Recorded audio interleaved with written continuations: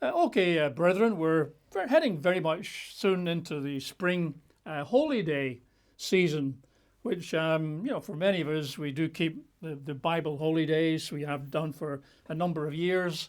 I think we recognize that not many folk do. Most churches, most believers, most Christian people out there in the world, your country, here in Britain, typically they keep days like Christmas and Easter. And of course, tomorrow, from when I'm speaking, is Easter Sunday, right? And those of us who keep the biblical holy days, which we're going to be talking about today, sometimes get accused of being Jewish. Oh, you're keeping that day? Well, you must be Jewish. No. Sometimes people say, well, you're trying to earn your salvation by keeping these Old Testament days. You're a legalist. Again, no, nothing of the sort. But if you and I want to live according to the truth, in the last 2 or 3 weeks we've been looking at the truth you know shall set you free, says the Lord Jesus. And where do you find truth? Thy word is truth.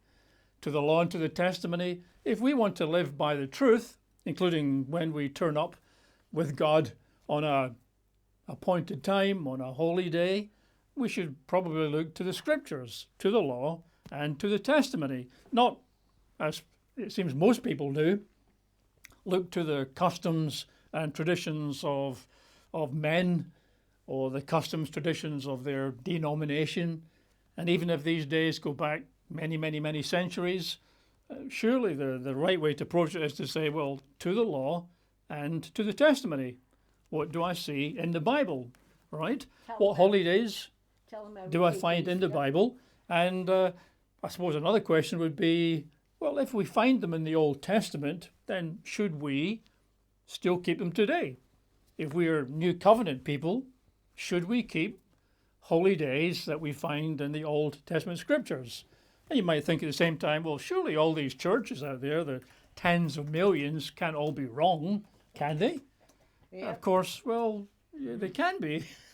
And I suspect they are wrong, right? So today we're going to have a quick review, because we're heading into the first holiday season of the year, just a few weeks' time. So I think it's a good time to just refresh our understanding. Now, most of you, I'm pretty sure, are very familiar with the holidays, when they fall, what they mean, where they can be found in Scripture, but I've not spoken on it for about 5 years, I think. So a good time to just refresh our understanding, right? That's what we're going to do, therefore. And starting off back in Genesis chapter 1, surprisingly, because I think the holidays are hinted at even in the first chapter of the Bible. The days that you and I keep today, right, are hinted at, I think, right in chapter 1. So if you open your Bibles at Genesis 1, we're going to read verses 14 and 15. Now, this is a hint. I can't absolutely prove it, but we'll see. So Genesis chapter 1, the 6 days of creation, we're entering here the 4th day in chapter 1, verse 14. Then God said on day 4, let there be lights in the firmament of the heavens to divide the day from the night, and let them be for signs and seasons, and for days and years, and let them be for lights in the firmament of the heavens to give light on the earth. And it was so. Then God made 2 great lights, the greater light to rule the day, that would be the sun, and the lesser light to rule the night, that would be, of course, the moon.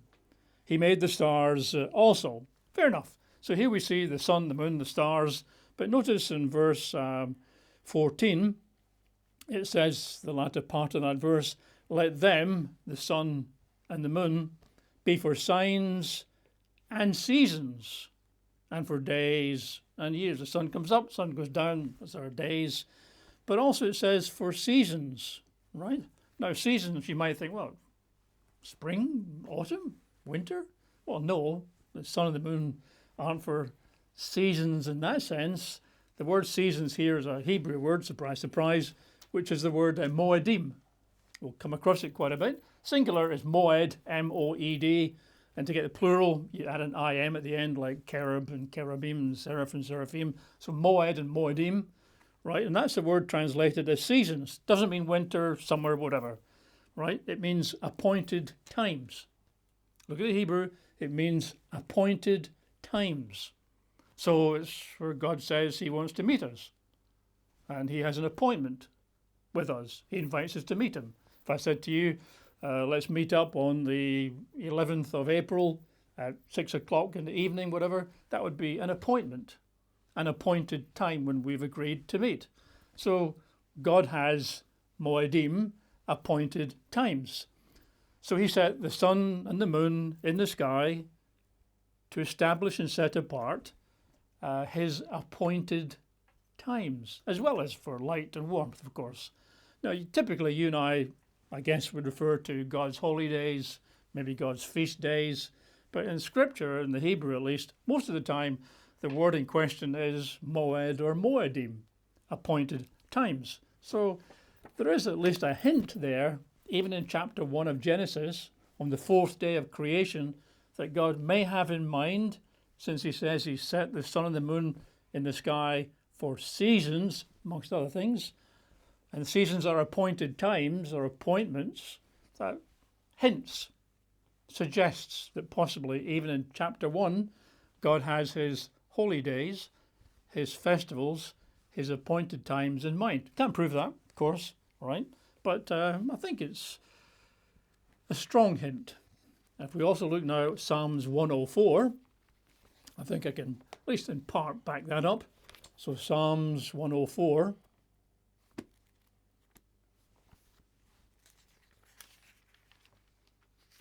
Which is a psalm praising God for his creation and its marvels and so on. I'm going to read verse 19. 104:19. He appointed the moon for seasons, the sun knows it's going down. Okay, God appointed the moon for seasons. The word there is moedim, appointed times. God appointed the moon for his appointed times, all right? The moon in particular, right? The Holman Christian Standard Bible says he made the moon to mark the festivals. So it's very specific because the seasons, not summer and winter, the moon doesn't create summer and autumn, but the moon does create the seasons, the appointed times of God. Or like the Holman Christian, he made the moon to mark the festivals. And if you know anything about the Hebrew calendar, the holy days, the appointed times, it follows the cycle of the moon, right? For example, Passover is the 14th day of the first moon of the year. You have the new moon, day 14 of the moon is Passover. Day 15 of the first moon is the Feast of Unleavened Bread. Day 1 of the 7th moon of the year is the Day of Trumpets. So notice all the holy days, apart from Pentecost perhaps, all the holy days follow the cycle of the moon. When it says he appointed the moon for festivals, one translation says, he appointed the moon for appointed times, that's exactly what happens. The moon gives us all the holy days, right? So it's quite close. Let's have a look at Leviticus 23, where we find them all listed. So in Genesis 1, we see the reference to the sun and the moon for appointed times. Psalms 104 there, the moon for appointed times. Leviticus 23, we have the appointed times listed. They're all given to us in Leviticus 23. So let's read that, verses 1, 2 and 4. And the Lord Jehovah spoke to Moses, saying, Speak to the children of Israel, and say to them, The feasts of the Lord, which you shall proclaim to be holy convocations, these are my feasts. It's not a great translation, that, because the word feasts there is moedim, meaning appointed time, right? So you could read that better as, Speak to the children of Israel and say, the appointed times of the Lord, which you shall proclaim to be holy convocations, holy gatherings or get-togethers. These are my appointed times. In fact, the New American Standard Bible translates it that way. The word feasts is not entirely wrong, but it's not very right either. Because you know what a feast is, lots of food, lots of drink, party atmosphere. Well, one of them a bit later on is the Day of Atonement, which is the day when you afflict your soul. Nothing to eat, nothing to drink. I wouldn't class that as a feast, would you? Of course not, but it is an appointed time. It is a moed. It's an appointed time that God says on the 10th day of the 7th moon, you are to afflict your souls from sunset to sunset. It's a Sabbath day, right? But it's not a feast. Let's not kid ourselves. Day of Atonement is most certainly not a feast day. Some of the appointed times are feasts, meaning a banquet, lots of food and drink, lots of music and dancing and so on, right? But not all of them. So better to translate there the feasts of the Lord, the appointed times. These are God's appointments. And by the way, notice they are the appointed times of Jehovah. You know, some people say, oh, these are the Jewish holy days. Well, it doesn't say that, does it? It says these are the appointed times of Jehovah. He says these are my feasts in the New King James Version. These are my appointed times. They're not Moses' holy days. They're not Jewish holy days. They're not man's holy days. They're not the church's holy days. It's quite clear. These are the appointed times of Jehovah God. And anybody who respects Jehovah God is going to say, oh, okay, thank you for inviting me to meet with you on your appointments. Appreciate that. Not, oh, I don't like those dates you chose.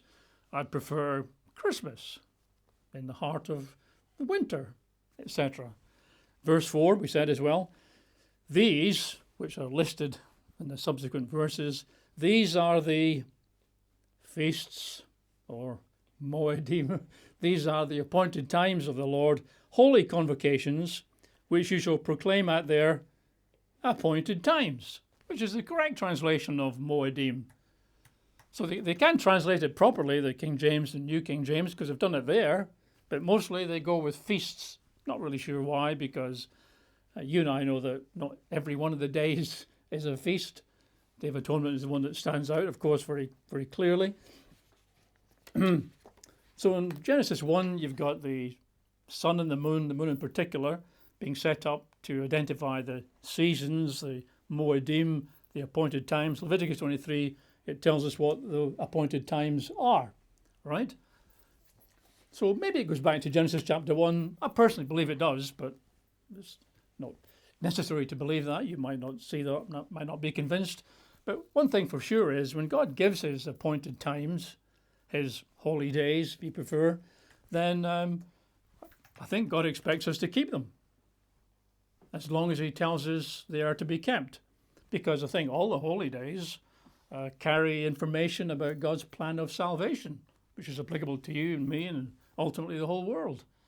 So they're useful for conveying God's instructions, but also God's plan of salvation. They're important. We keep them at their appointed times, which God chose, right? And we learn about God's plan. And if we don't keep the holy days, the appointed times, as most people don't, even most church people don't keep them, then that's in large part why they don't really see God's plan properly. Have a look at Exodus chapter 12. So I think once given, whether that was in Genesis 1 or later, once given, they are to be kept. Exodus 12, we're going to read verses 21 to 27, which takes place in Egypt. Israelites have not yet left Egypt. They've not yet been delivered, but they're about to be. So Exodus 12 takes place in Egypt. Exodus 12 and verses 21 to 27. Then Moses, having received instructions from God, then Moses called for all the elders of Israel and said to them, pick out and take lambs for yourselves according to your families, and kill the Passover lamb. I think we know the story here fairly well. We probably also understand the symbolism. Take a young lamb, kill it, splash its blood around to be delivered from death. And you shall take a bunch of hyssop, dip it in the blood that's in the basin, strike the lintel and the 2 doorposts of your house with the blood that's in the basin, and none of you shall go out of the door of his house until morning, because it's dangerous to leave your house. For the Lord will pass through to strike the Egyptians, and when he sees the blood on the lintel and on the 2 doorposts, the Lord will pass over the door and not allow the destroyer to come into your houses to strike you. So you're going to be delivered from death if there's blood on your door, blood of a lamb. And you shall observe this thing as an ordinance for you and your sons forever. That word forever, different ways of looking at it, but it certainly suggests a fairly long time, right? You can observe the Passover annually in future forever because of the importance of what it teaches you, what you learn from it. Verse 25, it will come to pass when you come to the land which the Lord will give you, just as he promised, that you shall keep this service. It shall be when your children say to you, what do you mean by this service, Dad? That you shall say, it is the Passover sacrifice of the Lord, who passed over the houses of the children of Israel in Egypt when he struck the Egyptians and delivered our households. So the people bowed their heads and worshipped. Well, we know the meaning of these days reasonably well, but is it not still relevant today for a believer, for a Christian, to remember the blood of the Lamb of God that was shed to deliver you and me from death? Is that not still an important lesson? Any reason why we wouldn't want to keep that memorial? Is it just for ancient Israel, nobody else? No meaning for us? The Passover is just for centuries or thousands of years ago? Well, I think you can understand that the Passover sacrifice of the Lamb of God is super important for believers today. Right? Let's look at Exodus 12 and verses 14 to 17, a little bit earlier in the chapter.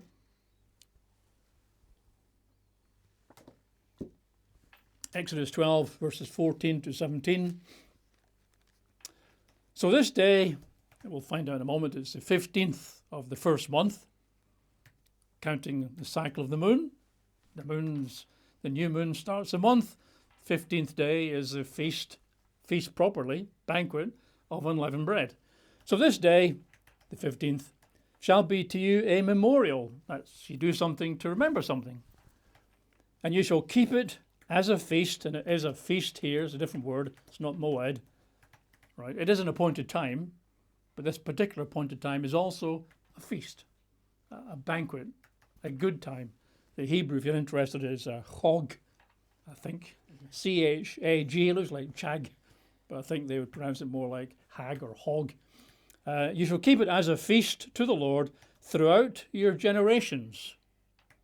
Generation after generation after generation. You shall keep it as a feast, proper feast, by an everlasting ordinance. 7 days you shall eat unleavened bread. On the first day you shall remove leaven from your houses, for whoever eats leavened bread from the first day until the 7th day, that person shall be cut off from Israel. It's curtains, so to speak, if you eat leavened bread in those 7 days. On the first day, which is the 15th of the month, on the first day there shall be a holy convocation.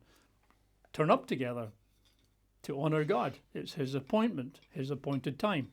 And on the 7th day there shall be a holy convocation for you. No manner of work shall be done on those 2 days, but that which every one must eat. You can prepare food, but you can't go to work. That only may be prepared by you. So you shall observe the feast of unleavened bread. For on this same day, 15th, I will have brought your armies out of the land of Egypt. Therefore you shall observe this day throughout your generations as an everlasting ordinance. Okay. through your generations as an everlasting ordinance to do with the Feast of Unleavened Bread. Well, I think we know that leaven pictures sin, right? So putting leaven out of your homes pictures putting sin out of your lives. Is that lesson no longer applicable? If you're a New Testament believer, you don't need to know anything about putting sin out of your lives? It's no longer relevant? Well, of course it is. Passover, blood of the Lamb, is relevant to you and me to look at, reflect on. Putting sin out of our lives is important to reflect on at least once a year. And if you think these two particular appointed times, Passover and the Feast of Unleavened Bread, these instructions are given, these commandments, right? Commandments are given in Egypt about 2 months nearly before they got to Mount Sinai and the Old Covenant was established. So a lot of people say, well, these biblical holidays that you lot keep, they're Old Covenant. We're New Covenant Christians. They're Old Covenant. They're done away. The Old Covenant is no more. Well, fair enough, if you want to go down that particular route. But these here, Passover, unleavened bread, are established forever and everlasting 2 months before the Old Covenant. They're not part of the Old Covenant. So when the Old Covenant fades away, these, of course, would presumably continue, right? Now, how long do they continue, right? How long is everlasting? How long is forever? Well, at least until the world tomorrow, it would seem. Let's turn to Zechariah 14. So Zechariah and chapter 14.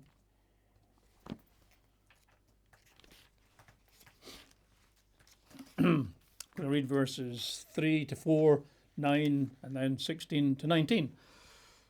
So I think you know the story of Zechariah 14. We've been through it many times, but verses 3 and 4 to start with. Then the Lord will go forth and fight against those nations who've gathered around Jerusalem, the nations of the world and their armies. This is the battle at Armageddon. Then the Lord will go forth and fight against those nations as he fights in the day of battle.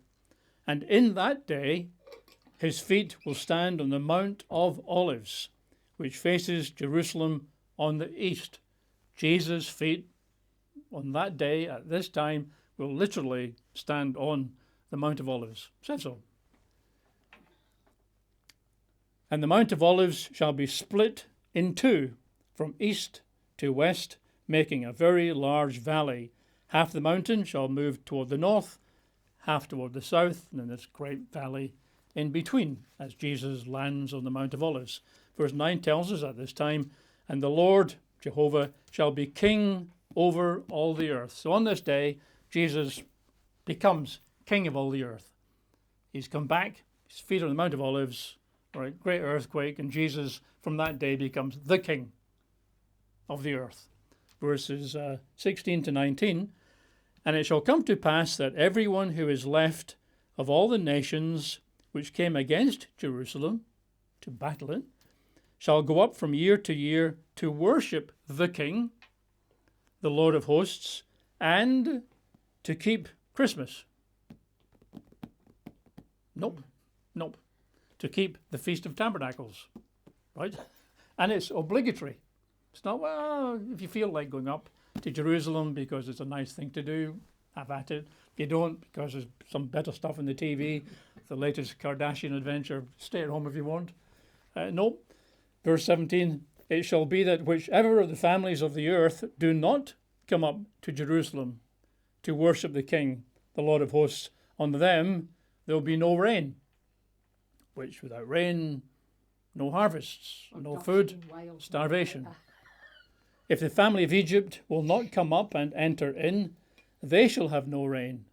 They shall receive the plague with which the Lord strikes the nations who do not come up to keep the Feast of Tabernacles. So there is punishment involved here.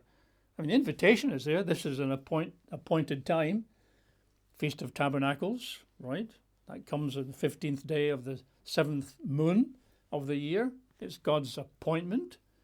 The moon as a season in the sky, a moed, tells you when it's going to fall. And God says here, when Jesus Christ is back on the earth, ruling as king, this is the world tomorrow, this is a millennium, and you better come and keep the Feast of Tabernacles, especially those nations that were fighting against Jerusalem at that time. And if you don't come up, right, you'll be punished. Verse 19. This shall be the punishment of Egypt and the punishment of all the nations that do not come up to keep the Feast of Tabernacles. So it specifies the Feast of Tabernacles, probably reasons for that, but we shouldn't be surprised, should we? I mean, the plan of salvation at this stage in the millennium is still ongoing. It's moving towards the culmination, right? But in the millennium, people still need to know and understand the plan of salvation, because in the millennium, you are actually keeping the Feast of Tabernacles, period. That's what the Feast of Tabernacles pictures, the millennial setting.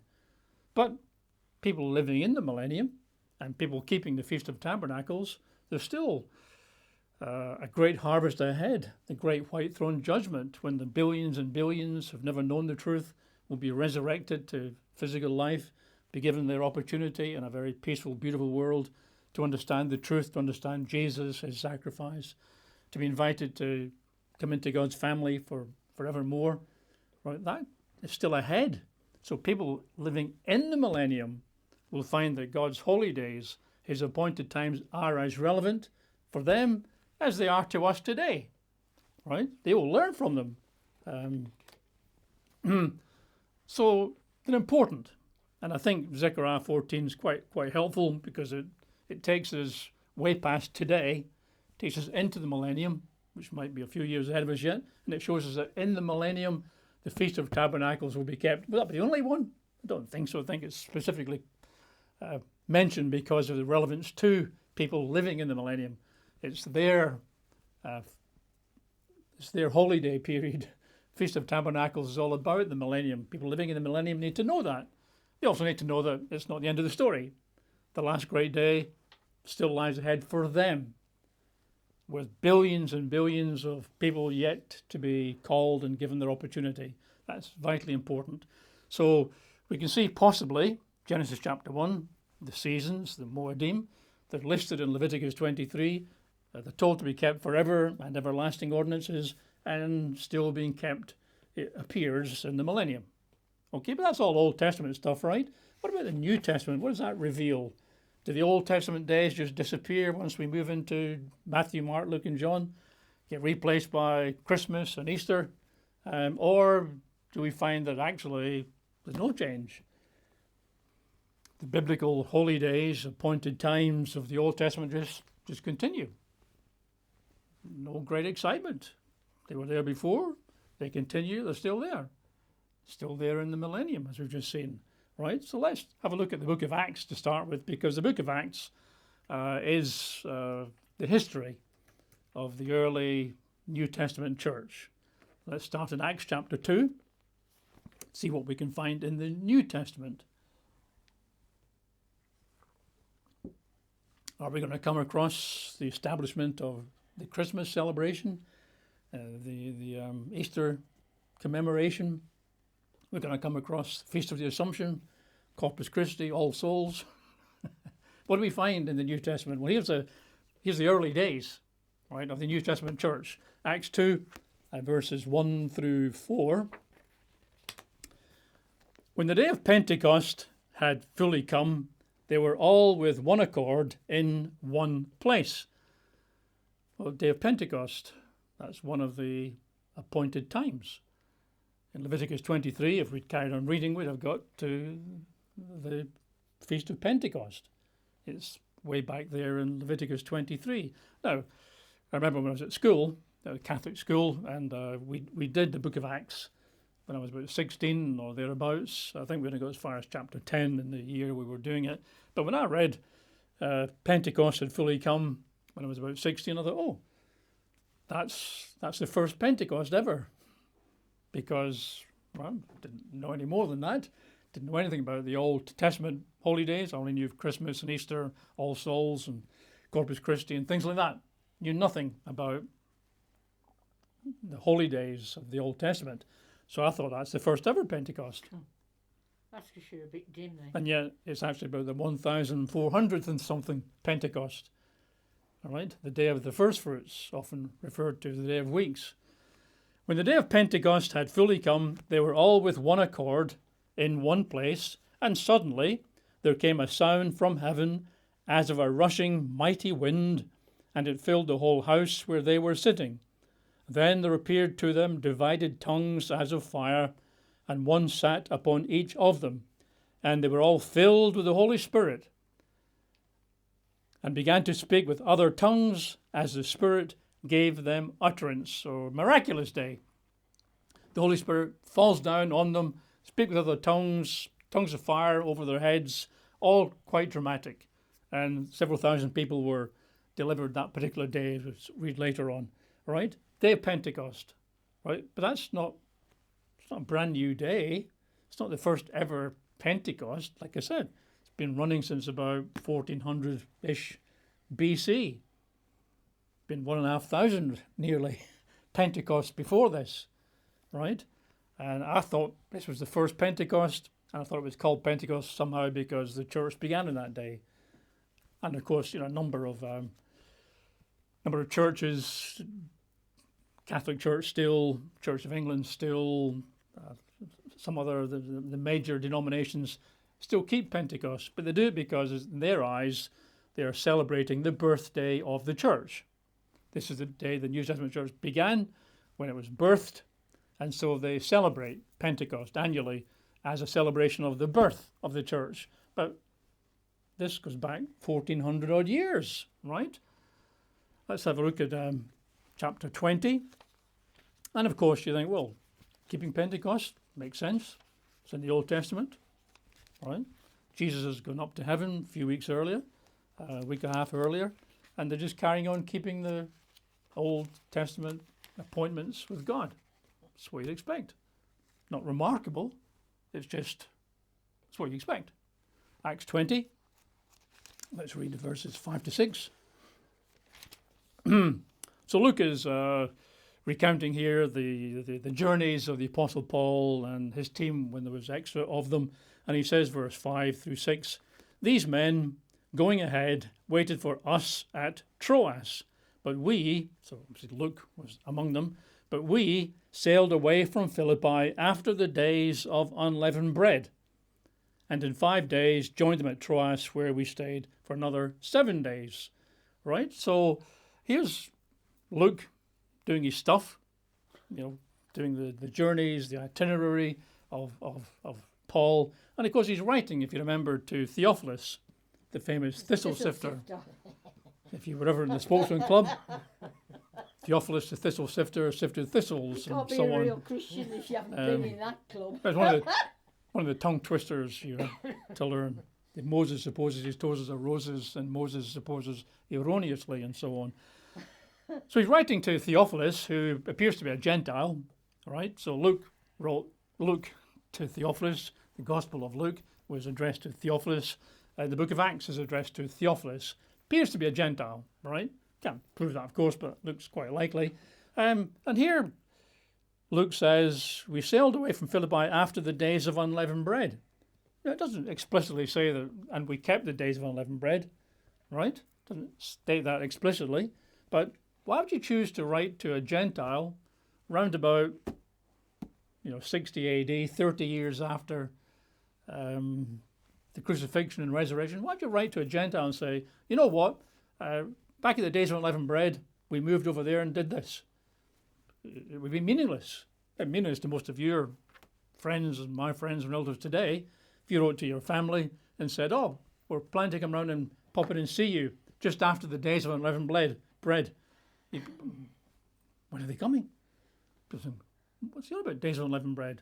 What's that supposed to mean? I have no idea what it means. Do you mean next week? Next month? Right? The end of the year? What was he talking about? It only has relevance to people who know what it means. So you work backwards.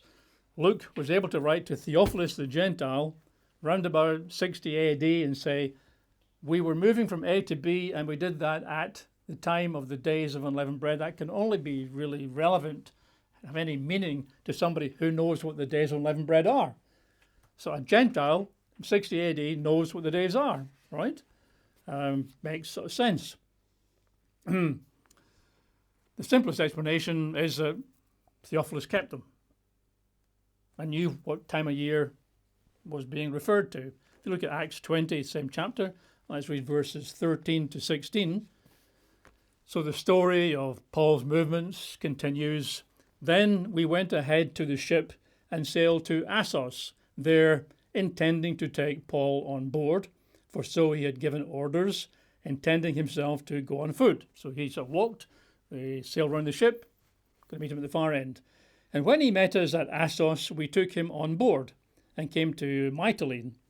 We sailed from there, and the next day came opposite Chios. So it's quite detailed itinerary that Luke gives us, place to place to place to place. The following day we arrived at Samos and stayed at Trogyllium. The next day we came to Miletus, for Paul had decided to sail past Ephesus, where he had lots of brethren that he'd raised up, an important church, Ephesus, right? Temple of Diana was there. Been interesting times when he was there, right? But he doesn't want to go there because he's going to get delayed. He knows he's going to get kept there and people are going to want to see him and give him meals and ask for more sermons and so on. Verse 16, for Paul had decided to sail past Ephesus so that he would not have to spend time in Asia, for he was hurrying to be at Jerusalem, if possible, on the day of Pentecost. Okay, Paul's not going to detour, go to Ephesus. It's going to delay him too long, he suspects, probably right. And he's hurrying to try and get to Jerusalem on the day of Pentecost. Why is that? Well, because he's keeping it, right? Keeping Pentecost. Why else would he be hurrying to get there and skipping seeing brethren in Ephesus and so on? It's not a surprise, is it? Pentecost is one of the Moedim from the book of Leviticus 23. All right? Count 50 days. Come to Pentecost, the appointed time. Pentecost, by the way, is a feast. It's a chog. It's a banqueting type of day, right? And he's hurrying to get there because presumably he's going to keep it, right? Quite a number of the bigger denominations keep Pentecost, like I said earlier, because to them it's the birthday of the New Testament church and they want to honour and remember their birthday. But I don't think you can really pick and choose. Pentecost is one of a number of appointed times. Passover is an appointed time. It's not holy day though. Feast of Unleavened Bread, appointed time. Pentecost, appointed time. Trumpets, appointed time. Atonement, appointed time. Definitely not feast. Feast of Trumpets, appointed time. Last Great Day, appointed time. You can't just pick out, I think, Pentecost. Oh, we'll keep Pentecost because it reminds us of us, the New Testament church. So great, we'll keep that day. The rest, forget it. Sorry, God, you can take the other holy days and stick them in your pipe and smoke them. We'll just choose to keep Pentecost because it reminds us of our birthday. Don't think you can do that. Acts chapter 18.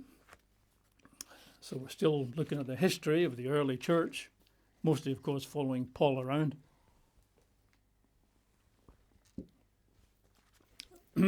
Acts 18, verses 18 to 21. So Paul still remained a good while. I think he's in Corinth.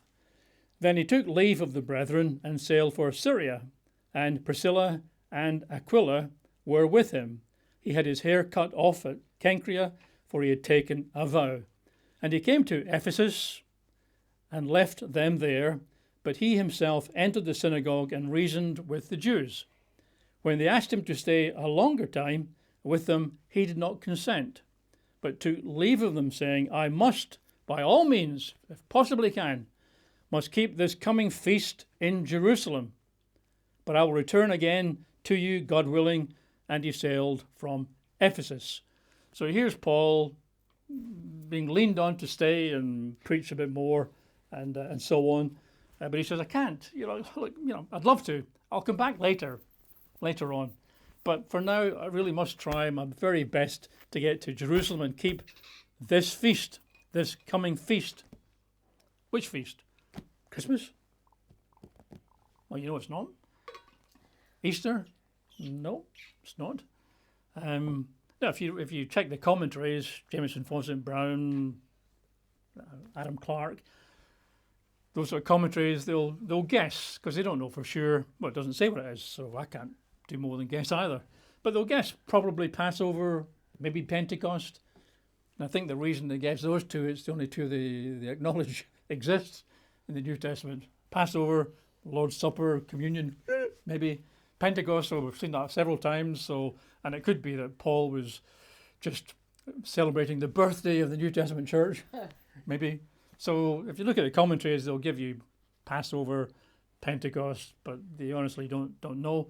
Well, I've seen a chronology of Paul's journeys here. It used to be done by the Ambassador College Bible, whatever they were, course. And if you look at the chronology, I'm not going to go through the details because I haven't got them any longer, but you've seen that Luke says we went here, then there, and then there, and spent 7 days there and 1 day there and all the rest of it. So if you follow the language of Luke and look at the journeys of Paul at this time in these chapters, which are quite detailed, it brings you out most likely, again, can't prove this, but it seems most likely that this is an autumn feast, a fall feast if you're an American, right? A feast in the autumn of the year. You just follow the dates from keeping Pentecost there and the delays and the journeys from here to there and so on. You come out roughly in the fall, in the autumn, right? So Paul's he's desperate to get to Jerusalem for this feast. If it's an autumn feast, right, it could be rushing to get there for atonement, but somehow I don't really think so. But I pretty much imagine he's trying to get there for the big feast, the Feast of Tabernacles. If he meant Passover or Pentecost, he'd probably have said so, because that language has been used already. But my suggestion is he's trying to get there for the Feast of Tabernacles. But I can't prove it, of course. So that's the book of Acts, the history of the early church. And you can see Pentecost there a number of times, and another anonymous feast possibly is going to be Tabernacles. But let's look at some of the epistles, some of the letters that Paul wrote around, and see what feasts in passing he mentions. Christmas, well, it's not going to be Christmas. I think the first identification of any celebration of Christmas per se is 200 plus AD. Very, very long time. Let's look at 1 Corinthians chapter 16. 1 Corinthians chapter 16. Read verses 5 to 9.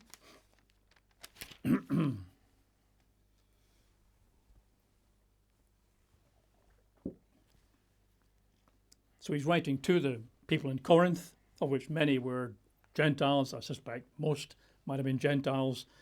Now I'll come to you when I pass through Macedonia, for I am passing through Macedonia, and it may be that I will remain or even spend the winter with you, that you may send me on my journey wherever I go. For I do not wish to see you now on the way. But why not, Paul? Don't you like us any longer? But I hope to stay a while with you if the Lord permits. But I will tarry or stay or remain in Ephesus until Pentecost. For a great and effective door has opened to me, and there are many adversaries. So Paul says to those in Corinth, I'm going to stay in Ephesus up until Pentecost. So I guess that suggests he's probably going to keep Pentecost. Why else is he talking about it? And he's talking to the brethren in Corinth, many of whom might be Gentiles. Would they know what he's talking about, Pentecost? Well, of course, because we've already seen that Paul's rushing to get to Jerusalem for one Pentecost, right? And here he says he's going to stay in Ephesus until Pentecost. I mean, it's just natural language. There's nothing special here.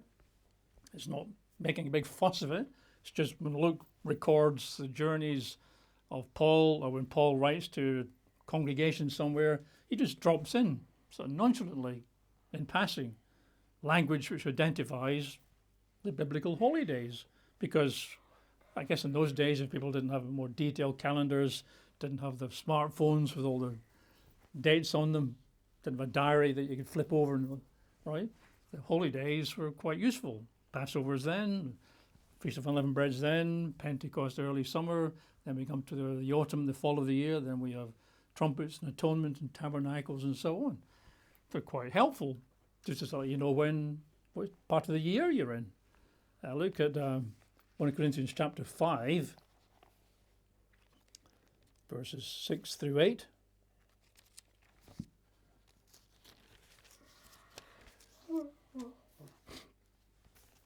So Paul was writing, still Corinth, of course. The Corinthians were a troublesome lot.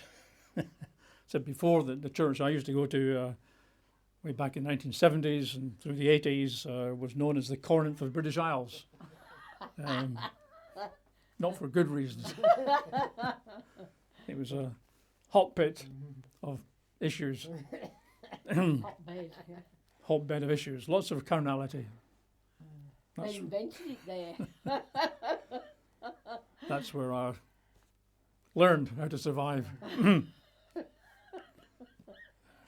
When I mentioned the Spokesman Club earlier about the tongue twisters, you had to learn Moses opposes toasts of roses and all that sort of stuff. Well, in the Spokesman Club, you would give a 6-minute speech, then it would be evaluated by another guy in the club who would stand up in about 1 minute to sort of comment on your speech. Say, pretty good or whatever. You could do better by not waving your hands around so much like I do. You need to sort of speak more slowly, whatever it might be, right? And the evaluations, you try to be fair and decent, other than if it was the Birmingham Spokesman Club, right? Where the evaluations were often ruthless and brutal because of all the problems that they had.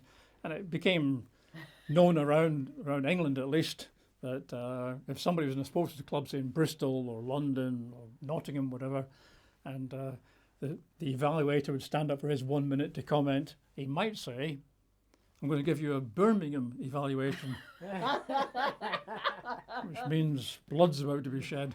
So, anyway, Corinth had its problems. In this particular case, sexual immorality. A man was living with his father's wife, right? So, and they were relaxed about that. The church in Corinth thought they were doing pretty good. Oh, tolerant, we're showing love. Paul was not impressed, so he condemned them because that was just allowing sin, public sin, in the congregation. So he had them on that. But picking up in verse 6, your glorying about your so-called tolerance is not good. Do you not know that a little leaven, sin, leavens the whole lump? Therefore, the next few verses, just watch out for the word leaven and unleavened, right? Because it's sort of relevant. Verse 6, your glorying is not good. Do you not know that a little leaven leavens the whole lump? Therefore, purge out or clean out the old leaven, that you may be a new lump, since you truly are unleavened. For indeed, Christ, our Passover, was sacrificed for us. Therefore, let us keep the feast, not with old leaven, nor with the leaven of malice and wickedness, but with the unleavened bread of sincerity and truth. So writing to a church which is largely, Gentile, and he says there in verse 8, let us keep the feast. That's essentially a command. Let us keep the feast. Which feast? You got the word leaven and unleavened about 100 times in those 3 verses. So you got a pretty good idea. And it says, Christ, our Passover, therefore let us keep the feast. The only feast that makes any sense is, of course, the Feast of Unleavened Bread, which is about putting out sin, putting out leaven. And, of course, what's the problem they've got there? They've got sexual immorality in the congregation, and they're allowing it. They're not putting out the leaven, they're leaving it there. And Paul says, crazy guys, a little leaven leavens a whole lump. You leaving that public sin there, it's going to contaminate. Others are going to see it and think, well, it seems okay to sleep with your father's wife and so on, right? So sin and immorality will spread, as it does in our day and age, right? Therefore, let us keep the feast, put out the leaven. And that's clearly the Feast of Unleavened Bread. And that's writing to a sort of largely Gentile church. This letter was written about 56 AD. The historians tell us it's 25 years after the crucifixion. Right? So if all those biblical holy days, appointed times of Leviticus 23, if they've all faded away now and gone, how come? Let us keep the feast. Right? Let's have a look at final scripture, Acts chapter 27. Book of Acts again. Acts 27.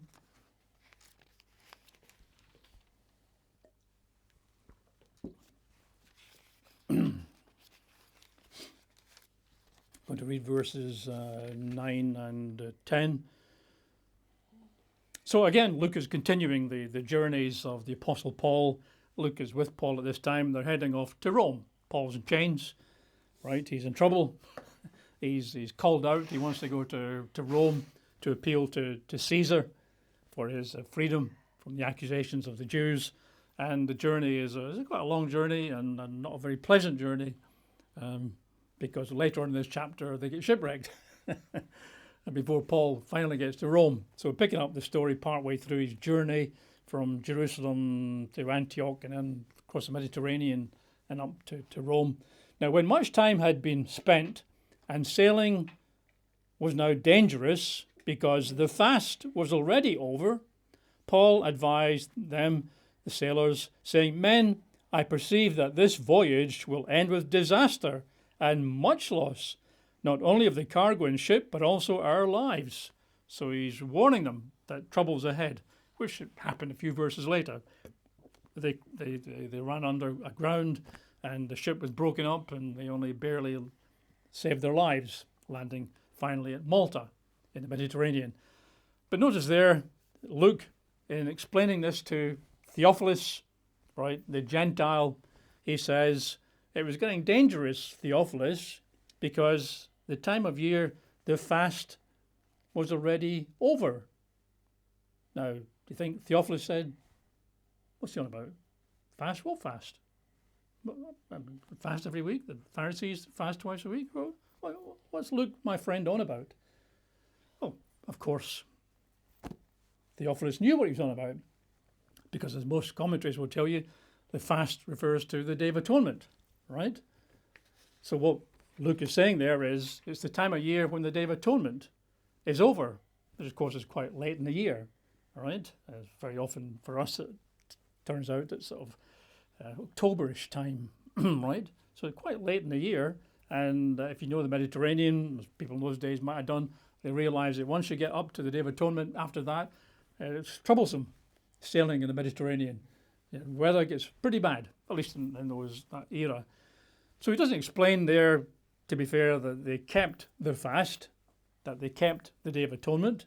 Doesn't say that explicitly. But again, you have to ask, well, why would Luke, writing to a Gentile guy around about 60 AD, why would he say blah, blah, blah happened just after the fast, just after the Day of Atonement?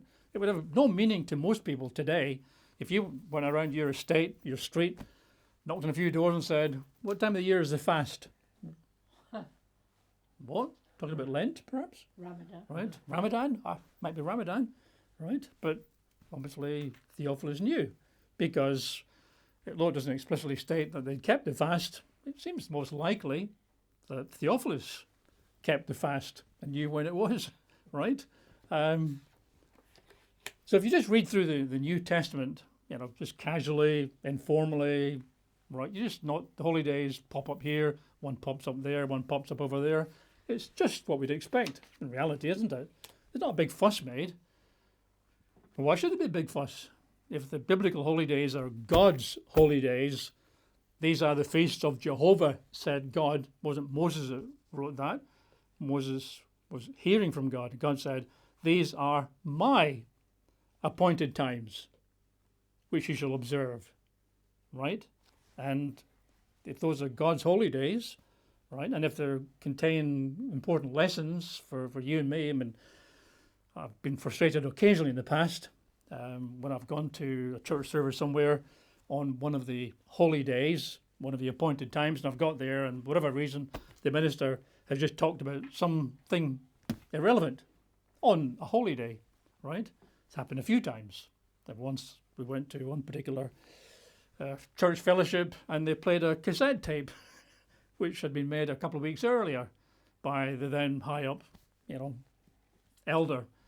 And I've been there in the past and I've heard them talking about, being kind, not being judgmental, all the rest of it. I think, well, hold on a second, today's a holy day, right? Today is an appointed time.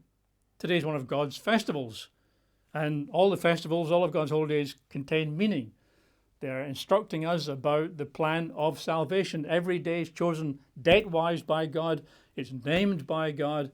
It tells us something we need to know So whenever I give a Holy Day message, I stick, as far as I can, at least I hope I do, to the meaning of the day. Every year we come to another one of those days. Every year we refresh and remind ourselves of what the meaning of the day is.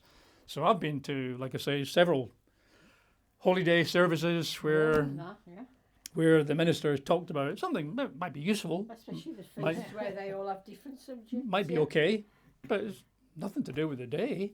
Here I am at unleavened bread. You're telling me about being kind or what God thinks of ingrowing toenails or whatever.